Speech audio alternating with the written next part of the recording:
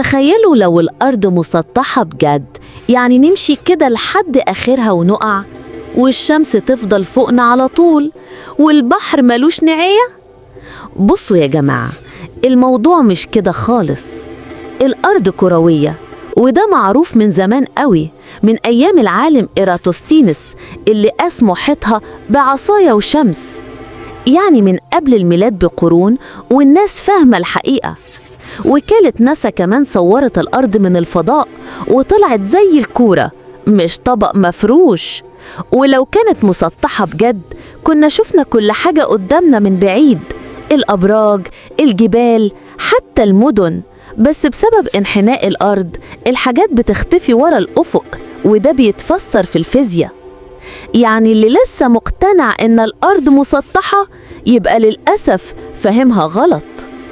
لو بتحبوا تعرفوا الصح من الغلط، اشتركوا في فهمها غلط، وخليكم من الناس اللي فاهمينها بس صح.